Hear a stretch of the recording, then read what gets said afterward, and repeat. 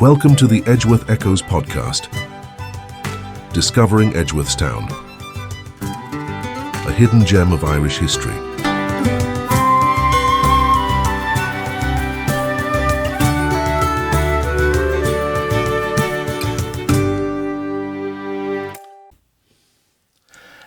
Welcome to another issue of the Edgeworth Echoes podcast. This is your host, John. I'm here today in the Co-works building in Edgeworthstown using their media room to record this podcast. In a change to the previous episodes, I have a special guest here today, Doctor Joanna Wharton. But first, a little bit of background. In the summer of 2023, and again during Heritage Week in 2024, the Edgeworth Society helped to bring history to life through two fascinating reenactments. These events recreated the sending of optical or semaphore telegraph signals, an early form of visual communication, once used to transmit messages over long distances. The first demonstration connected Edgeworthstown with Tullinally Castle, while the second spanned a more ambitious route, from Dublin all the way to Galway. Both projects were the brainchild of Ray Jordan, a retired telecommunications engineer with a passion for history and innovation. These recreations paid tribute to the visionary work of Richard Lovell Edgeworth, who centuries ago sought to establish a fast and secure communication system capable of transmitting messages across Ireland in times of crisis. Historical advisor for both projects was my guest today, Dr. Wharton, who is leading a 4-year project on optical telegraphy at University College Cork.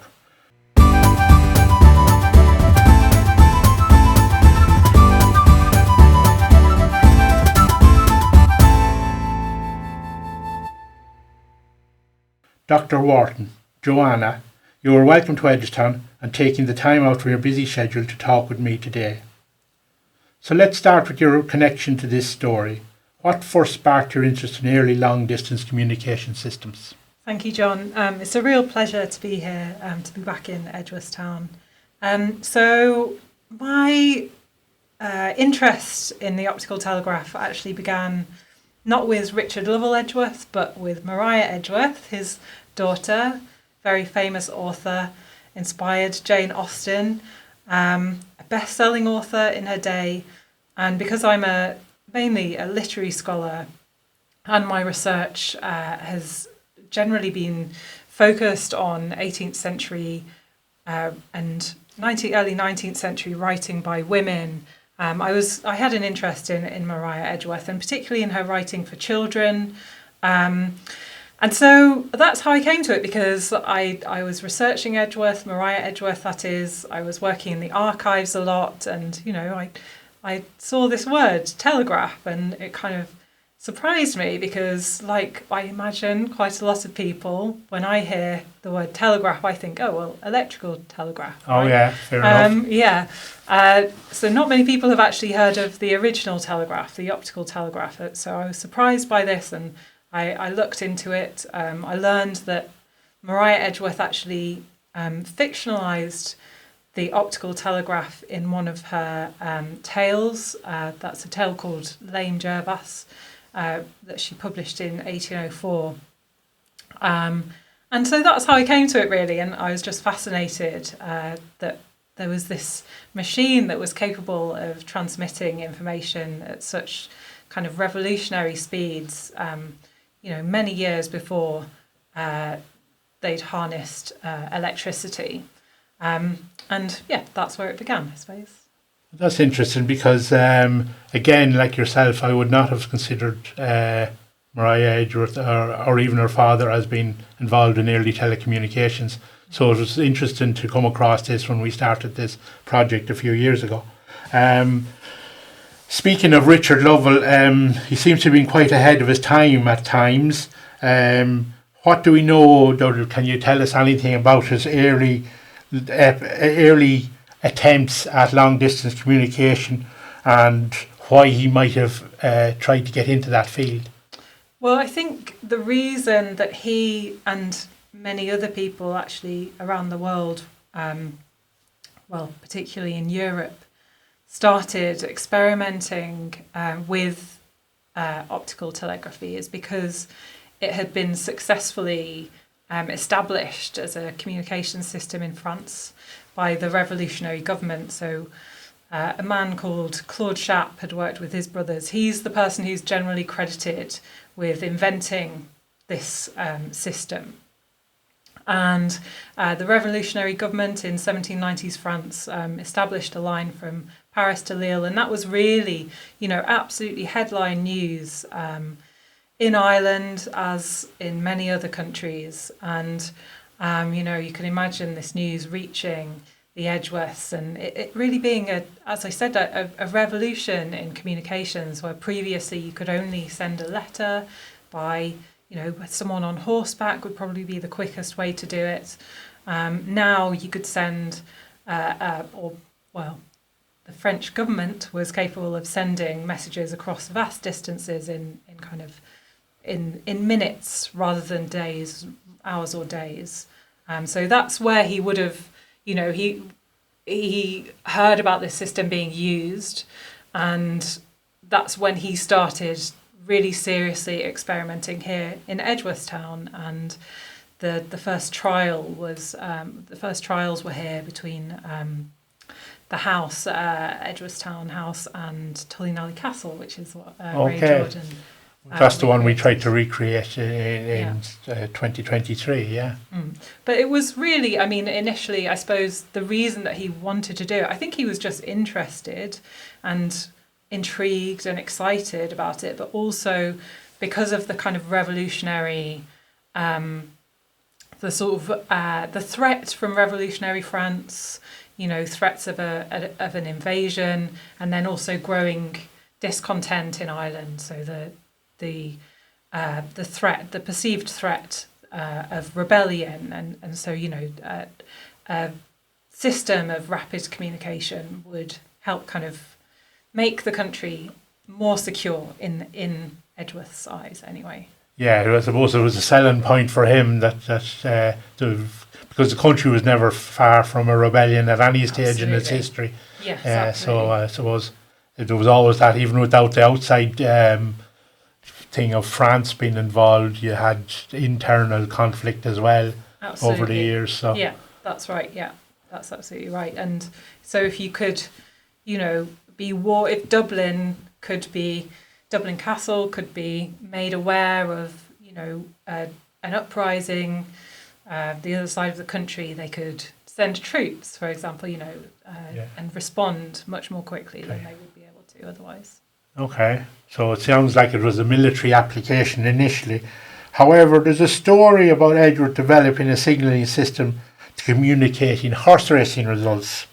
So, do we have any sense of whether this was a serious project or more of a speculative? Was it just trying to impress somebody that he came up with this? Well, no, you're absolutely right. So this is a story, we know about this because it's recorded in the memoirs of Richard Lovell Edgeworth, which Maria Edgeworth wrote in collaboration with her father. And he says that he did indeed do this, that he wanted to win a bet, that he bet that he would get the results of, I think, the winning horse at Newmarket when he was in London, and he would hear the results before anyone else. And so he made a bet with lots of his friends. And his idea was apparently to use something a bit like a windmill, like the sails on a windmill, to communicate the kind of winning horse at Newmarket, and that he could do that much more quickly than someone riding between Newmarket and London. However, according to Richard Lovell Edgeworth, he actually didn't do that because he felt bad. He felt guilty that he was going to kind of hoodwink his friends in this way. So he, in the end, he kind of came clean and said that he had a method of finding, of getting these results quickly. And so he did, that didn't actually happen, but he did claim priority of invention on that basis. So he did claim that actually it wasn't the French, it wasn't Claude Chappe, it was actually himself who had invented, but he didn't actually do it. But he did actually, intriguingly, he did get someone to write a letter to the Royal Irish Academy and kind of certify that he'd heard about these trials in the 60s, in the 1760s. And the person he asked to certify this, to actually back him up, was a man called James Lee Perrott, or Perrow, I'm not really sure, but he was Jane Austen's uncle. Oh, so Jane Austen's uncle is strangely connected to this story. Yeah. That's interesting. I'm fascinated whenever I start digging into any of these, where these connections suddenly pop up that you weren't aware of, and it's just it was a small makes world. this it makes this project that we're involved in over the years very interesting to me, that you see all these connections that you weren't aware of. Okay, we're going to go a little bit technical now. We're going to try your technical knowledge here. So, can you give us a kind of a rundown of how the signalling system actually functioned? Like, what kind of technology or mechanics was involved? I'm aware it's kind of like a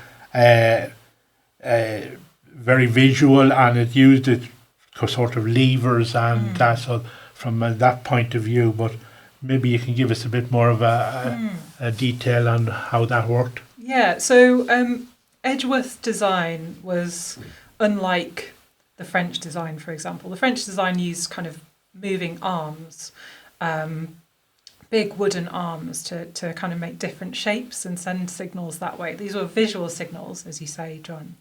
But Edgeworth's design was a huge isosceles triangle, and this functioned as a kind of pointer, and it pointed to different, imaginary, but different points on a kind of circle. So 1 to 7 were the different points.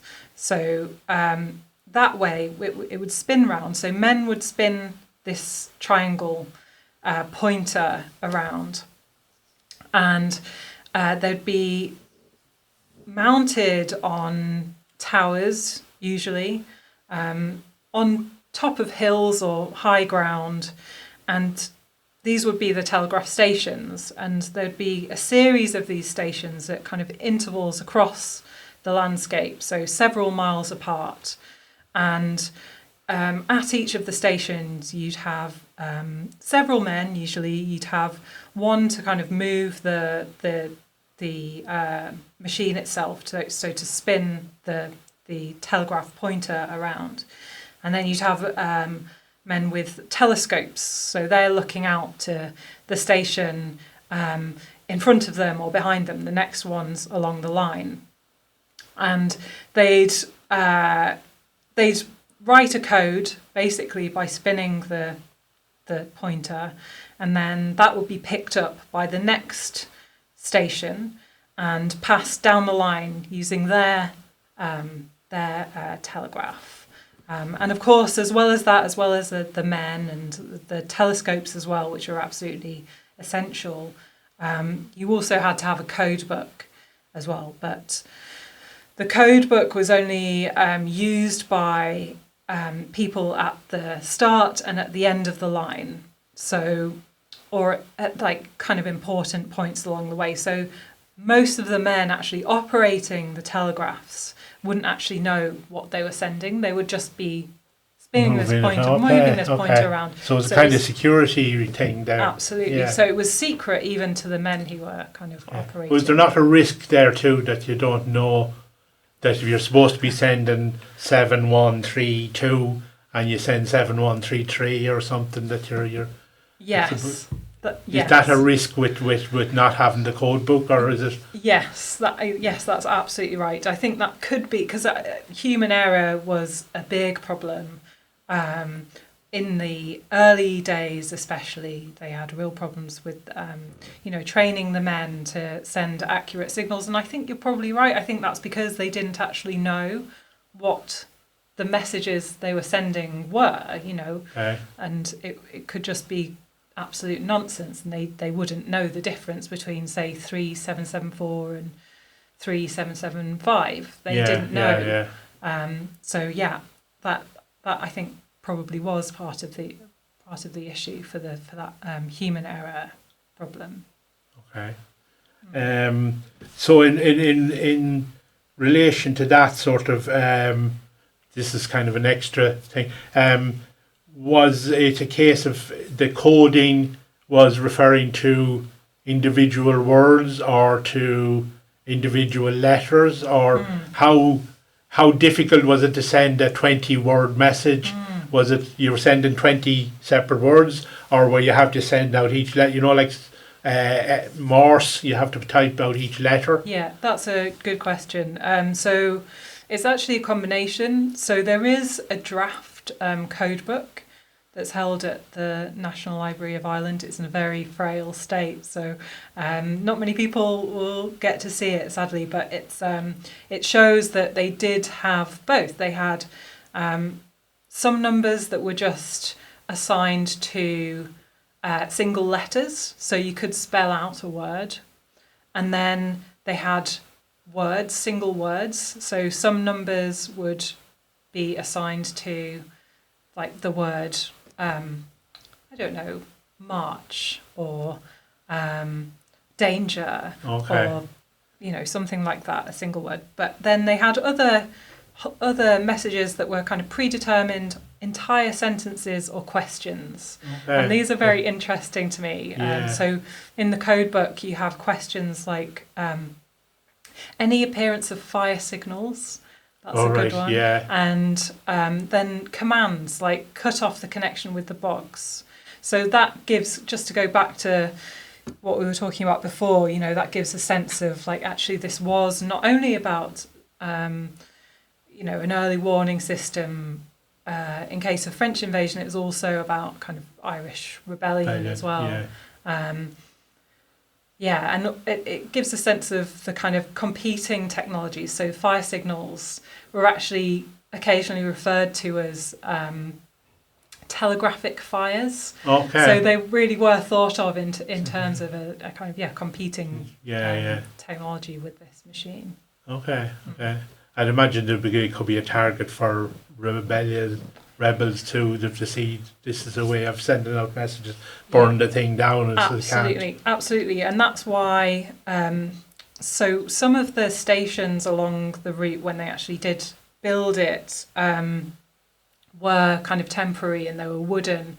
But then in some places, and there's one particular station that was in Kildare, it was too dangerous. And there's a letter from Richard Lovell Edgeworth to government saying it's too dangerous there to have just a wooden telegraph, and men in tents. We need a defensible tower. Right. And so they repurposed an old windmill. And built the apparatus, the telegraph apparatus, on top of that, and that would be defensible against attack. Yeah. Okay. That's interesting. So we've kind of talked about those sort of challenges that someone would face. So we kind of the technology obviously was from the point of view of the time would have been very basic, I suppose. But would it have been you were talking about a wooden tower there? Was it all? Was it? Did they have to? Did he? Sorry, I'm not explaining this very well. Did he have to source materials like the cogs to turn the arms, the timber for the things? Did he have to source all of that? Would he have? That would have been a whole separate industry, or was it just using available materials and incorporating them? No, he did. I mean, there actually are records of kind of receipts for the materials. So it would be local workmen supplying them. So he would order, nails and things like that to be supplied to each. And would he have supplied drawings or something for any specialist, or would it be just give me a cog that turns a lever? Yeah, I think that is an interesting question. I don't think any of those drawings survive, but presumably he would have supplied carpenters with with drawings. Specifications Yeah. like length and Yeah. And Yeah. I'd imagine I think there was it 17 feet or something like that. There were. I think yes. They I mean, were I'm quite not. large. Yes, they were. So I they mean, would have been yeah. awkward to manipulate and to carry and transport Yes. as well. Yes, so. and expensive as Yeah. well. Yeah. Okay. So he has established he has started a system. He's working on it. He's kind of gotten into his groove, as we say, for this. So how was it received at the time? Were people? Was there a general? You mentioned about Claude Chapp's how the reaction that it sparked in France and different parts of the world. Was there something the same for Edgeworth thing, or was it just in a vacuum, sort of? Well, interesting. So I think the French telegraph was kind of the famous telegraph. It was, and because of that, it was associated with French revolutionary ideas. So in Ireland, a lot of radical groups kind of appropriated the image of the telegraph as a kind of symbol of international fraternity. Right. For example, Okay. Which is interesting, I think, because actually, as you already said, it's a military technology. It's a technology of surveillance, and yet, it seemed to kind of really spark almost kind of utopian thinking for a lot of people. But the Edgeworth Telegraph, I think because it was actually only quite short-lived, so they did get government backing in 1803 and it was completed in 1804. This is a line from Dublin to Galway, but it only actually was working, and that's when it did work, when the weather wasn't preventing it from working effectively. It was only in operation for, it was less than a year, I think. So it didn't really have enough time to become this kind of famous system, and it was never rolled out, as Richard Lovell Edgeworth wanted an entire network across the whole country.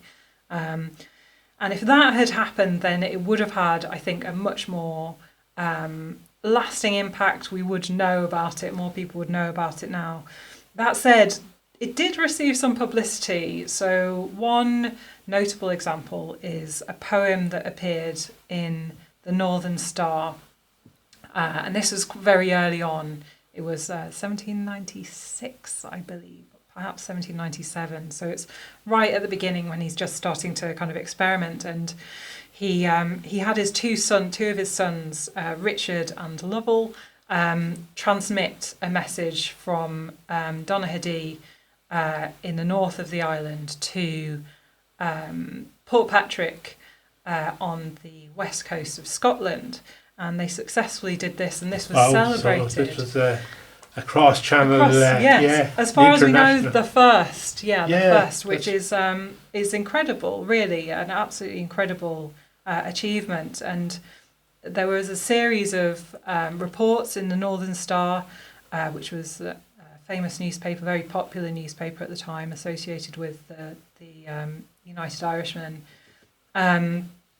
And these reports kind of celebrated this achievement, and then there was also a poem celebrating the achievement. However, it seems highly likely that one of the Edgeworths was actually behind this poem. So they were kind of self-publicising. And yes, it's very, very interesting anyway. It's interesting, yeah. I wasn't aware. Well, I think I remember seeing the poem someplace. All right, I think you might have sent me a copy of it. Actually, I think there is. I think somewhere on the Mariah Edgeworth Centre website there is a copy of the poem. So perhaps if listeners want to read it, it is it's entertaining, really. But there are other versions of that same poem in various kind of manuscripts in the Edgeworth archives, and it is attributed in one of those archives to Richard Lovell Edgeworth. So it might actually be him. That he wrote it himself. Yeah, and he did write poems. So it's not okay. Entirely... He didn't hire his daughter to do it. No, I don't think so. I don't think on this occasion. I think. Okay. Yeah. Although that said, I should just add that Maria Edgeworth did work a lot on the kind of on the sort of writing side of this project. Perhaps we could talk about that. Yeah. Okay. So this kind of a project isn't something that you've mentioned that Mariah was involved. You mentioned he had two of his sons involved. But would he have had collaborators, patrons, supporters outside of the family? Was he? So he wasn't working in a vacuum. This kind of a project doesn't just happen. There's a lot of people have to be involved. So what kind of support had he from? Yeah. Was there scientific people of the time involved in it, or was he just?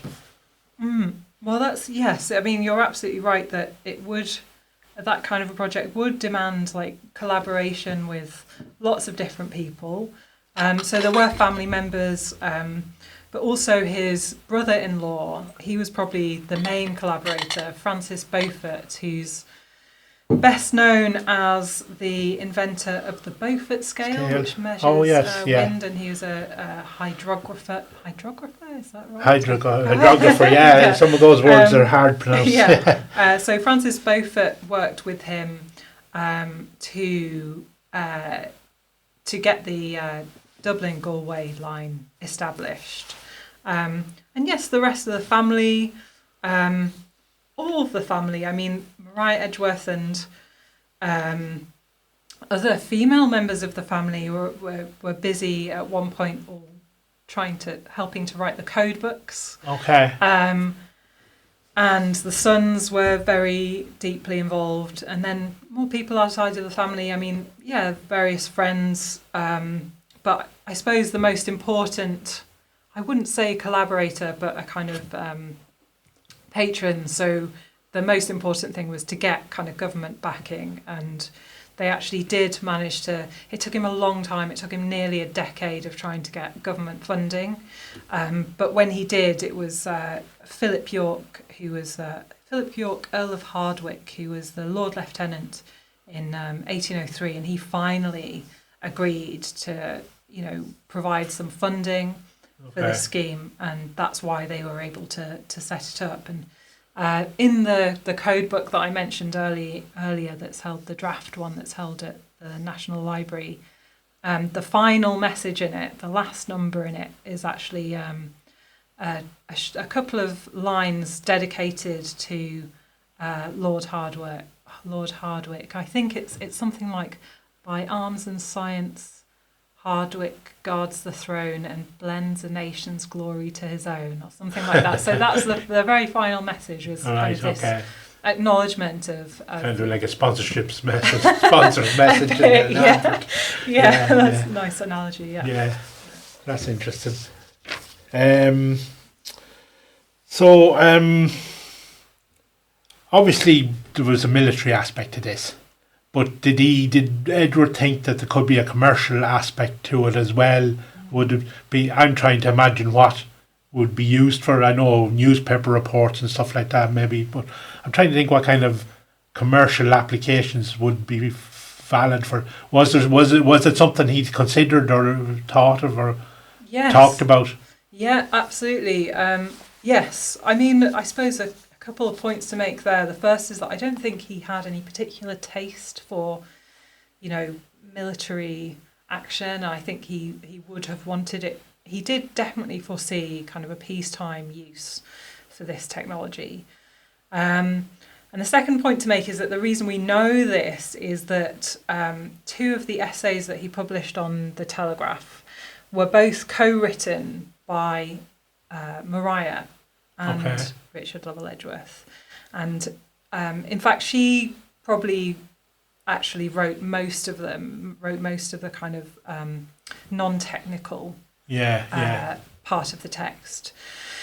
And so she sets out the uses in peacetime, and they were mainly commercial. So things like stock prices, stuff Okay. like that, communicating stock prices. I think insurance, she saw it as a way of kind of preventing insurance fraud, something like that. You know, Right. but they were all really, they did envisage a kind of, it was mainly a kind of commercial use. However, there was again a kind of like nod to the more sort of utopian potential of this machine. Okay. So they, and I think it was Richard Lovell Edgeworth mainly who thought this, that it could enable what he called universal communication. So it could allow people from different countries who spoke different languages to communicate with each other. So if you have a code book that translates, signal, numerical signal into your own language, and then a person in, I don't know, France has a code book and they have it in French, you could communicate with each other, and it would if all you were relying on is seeing numbers, so you're just matching up the numbers with what's in the code book, so you're translating that way. Exactly. Oh, yeah. Now, he wasn't the only person who thought that.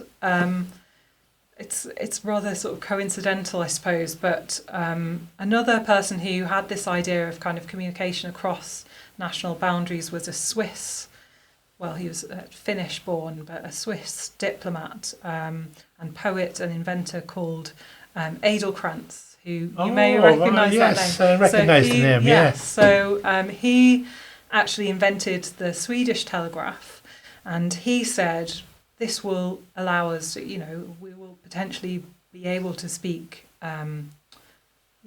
we use this as a translation device and speak across different national and linguistic boundaries using this machine. And the reason I mention him, and I think you already know why, John, because you're smiling, is that in 1802, when Maria Edgeworth and her father were in Paris, they were visiting Paris, they met Edelkrantz, and he proposed marriage to Maria, but she declined. Yes, quite a coincidence there. Yeah, it's another aspect of the small world that that people moved in, it's very interesting to hear this kind of thing, and it's interesting to think that they were thinking that far ahead of where everybody, well, I don't know everybody, but a lot of other people were thinking. I read someplace now, and I've never been able to follow up on this, that William Rowan Hampton came up with a kind of a code book as well. But I don't know whether that was inspired by what Edgeworth had done, or was it something he came up with on his own? Yeah, well, code books were secret codes were fairly ubiquitous at the time, because it was a way of kind of communicating important and potentially seditious material, seditious messages to each other. So yeah, absolutely, it was a time of kind of a kind of intelligence war, basically. Yeah. And I suppose it's a thing that secrecy has always been part of government and military and that sort of thing, Yes. We don't want to let the enemy know what we're doing or thinking. No, that's true, but also the other side as well are also using secret codes. Yes, like we don't want to let the Irish government know what we're doing. Yeah. We're planning a rebellion, so we are kind of getting to the end of this. And again, I want to thank Joanna for her interesting insights into the whole thing.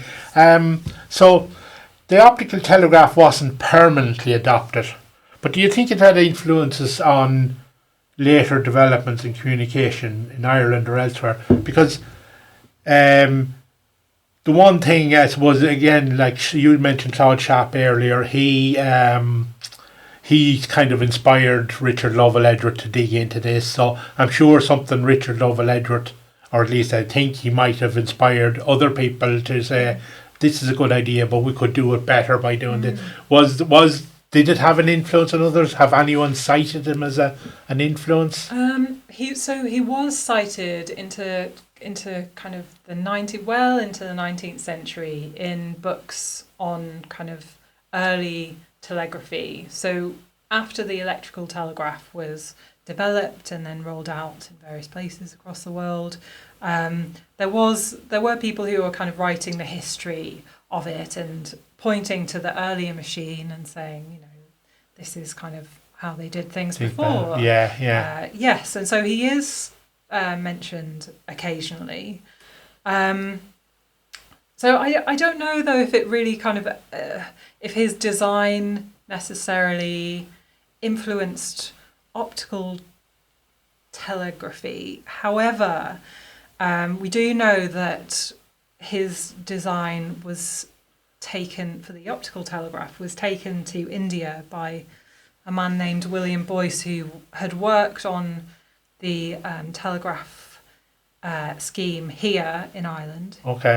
I think he was Irish born, and he took it to India, and after quite a long time, he went out there in I think 1805, but eventually persuaded the British East India Company to adopt this technology, and he oversaw the construction of 4 towers in Kolkata, and that was eventually, he left the project and got a reward of £1,000, I think, and then that system, which did actually evolve from Edgeworth's design, so it didn't use this spinning pointer, it was a different system, but eventually it was kind of extended, the line was extended, and it was actually in use for a very long time, up until about 1828, I think. So they really had, you know,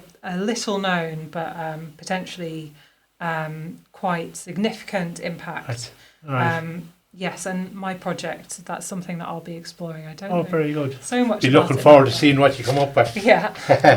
Because I was just thinking back there while you were, we were talking about the codes and the way you could, like, I didn't grow up in the age of telegraph, but I was aware of the fact when I was growing up, and you'd see it in movies where people would send telegrams and you paid by the word.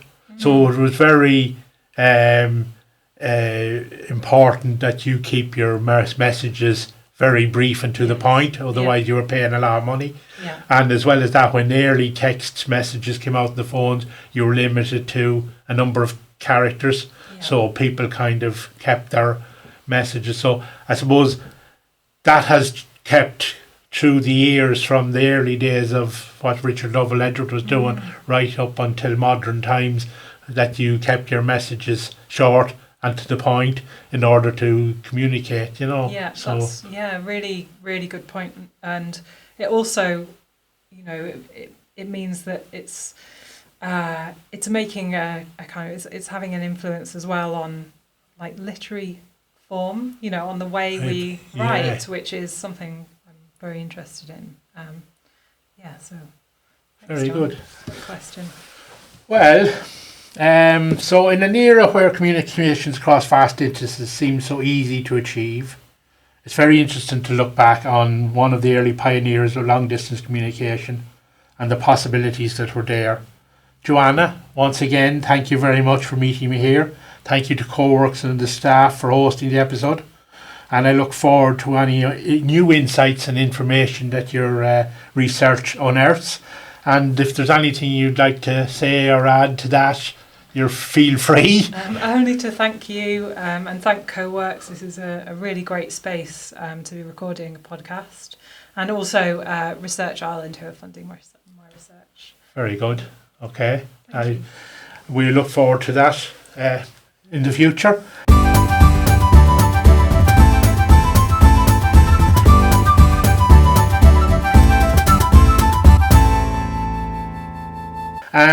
So on that note, we end up another episode of the Edgeworth Echoes podcast. Please like and share episodes, and if you have comments or questions, you can contact us on the Mariah Edgeworth Centre website. Until the next time, goodbye. If you're interested in learning more about the Society and the history they preserve, please visit www.mariahedgeworthcentre.com. You can sign up to our newsletter, book tours, learn about our annual literary festival, and read up on some of the remarkable people who have links to our town. This has been the Edgeworth Echoes podcast, rediscovering history.